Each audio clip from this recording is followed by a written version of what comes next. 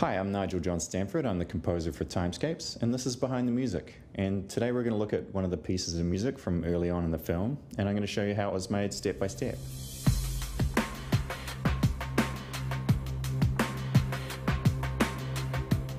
So like most music these days, the soundtrack was made in a computer.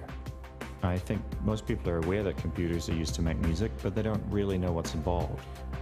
The main tool is a piece of software called a digital audio workstation, which is something that lets you record, edit, and mix music, and it does this with clever software algorithms which mimic the behavior and sound of real-world equipment. So one of the main building blocks of this software is a virtual instrument. I'm going to load up a piano and show you what that means.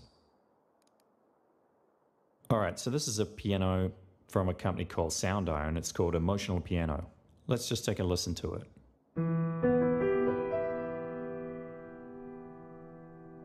So that's a pretty realistic sounding piano, and the reason for that is every time I hit the key, it's actually playing a recording of a real piano. So when I hit the E key,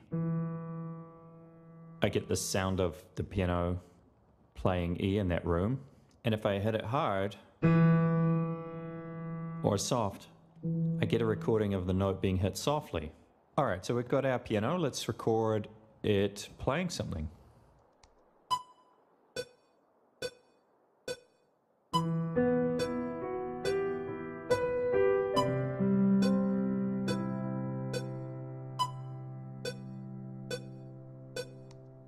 Okay, I kind of like that. So let's take a look at the actual notes we played. So every one of these red bars represents one of the notes.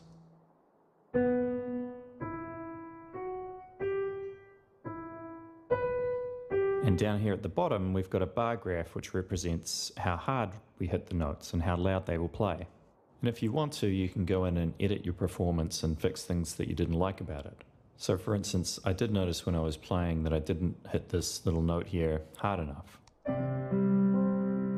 So let's make it a bit louder.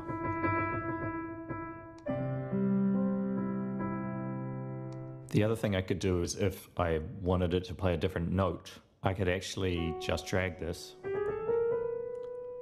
and make it play a higher note. So let's just listen to that. And that's not actually as good, so let's just put that back. Okay, so we have our basic piano part.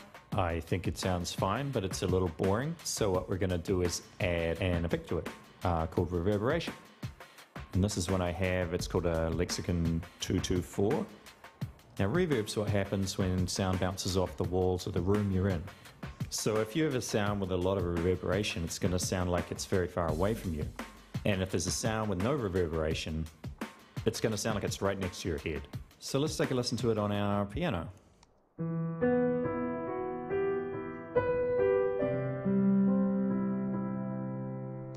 So that's kind of cool. I think I want a little bit more.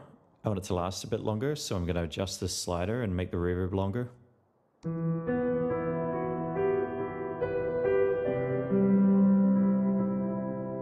And that's a pretty cool ambient sound. It's a little too much though, there's a little bit too much reverb, and the reason for that is we're listening to only the reverb here. So what you can do is you can set it up so that you have, say, 70% reverb and 30% of the original sound, and it's a nice mix.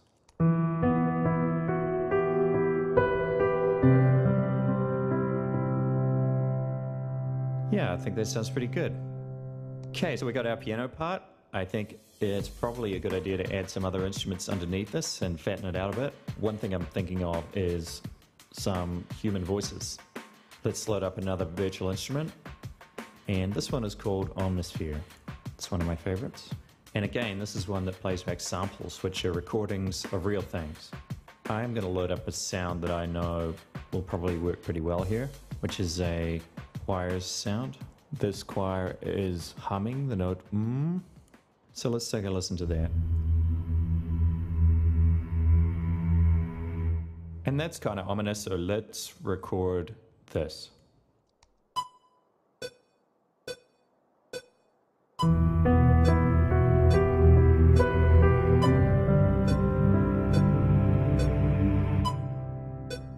That's fine, but I don't think I played really the notes I wanted in the second chord. So we're going to go into the editor again, and we're going to listen to this chord, and I like this note.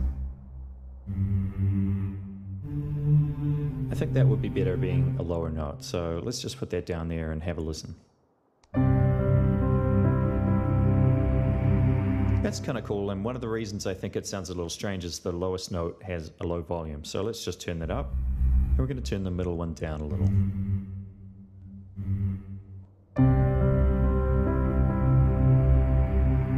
And again, we're probably going to want to put a reverb on the sound because it sounds a little close to us. It's a little bit dry. So let's just choose a reverb.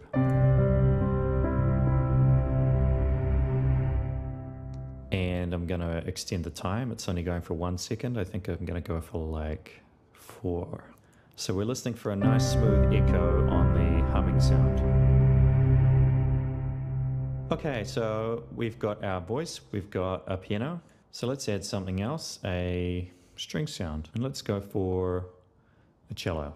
So this is another virtual instrument. It's called Hollywood Scoring Strings. You can play string instruments in 100 different ways.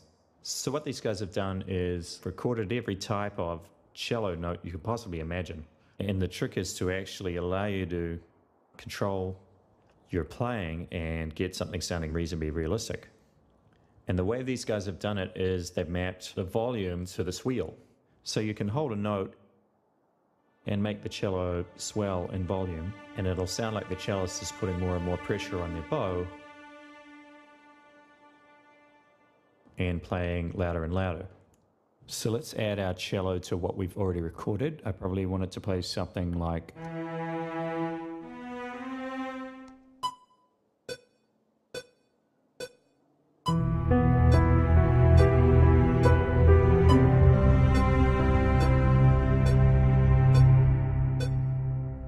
Okay, so let's go into our editor and see what we've done. So that mountain shape at the bottom is what I recorded with the wheel, and the higher it gets, the louder the cello will get.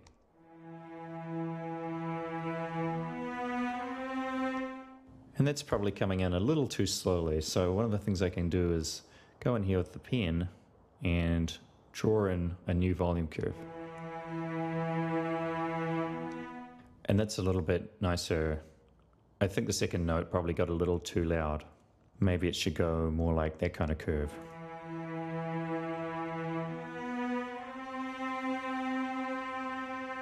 Actually, it can come out a little faster.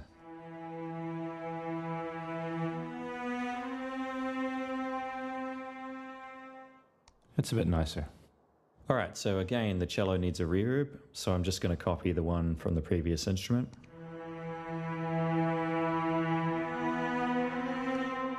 That's a little bit much, but it's fine for now. So here's the whole lot together.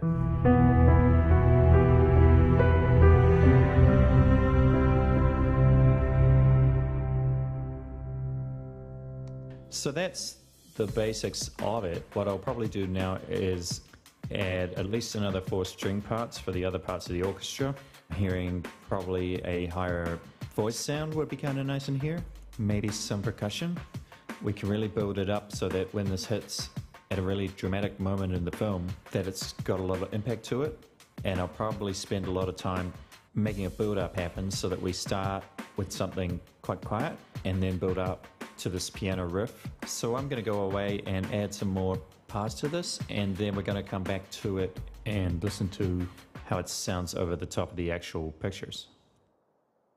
Okay, so after much work, this is pretty much the final arrangement. And what I'm going to do is solo all the individual tracks so that we can hear the instruments that make up the final piece. Here are the sounds.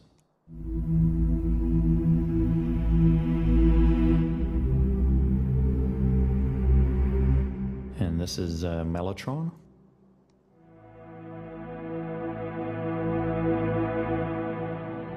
And I've added a few distorted guitar parts which are doing a kind of string-like sound, which is pretty cool.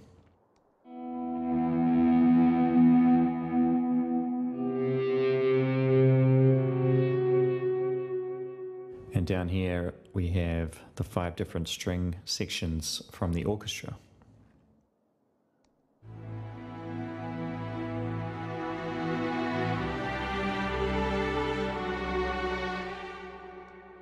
This is a choir sound.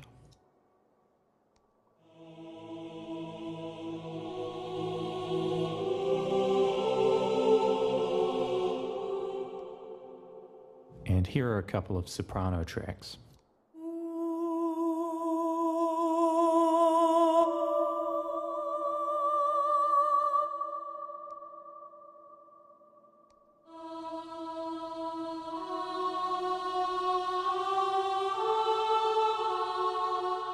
And this is some noise effects which just add to the texture.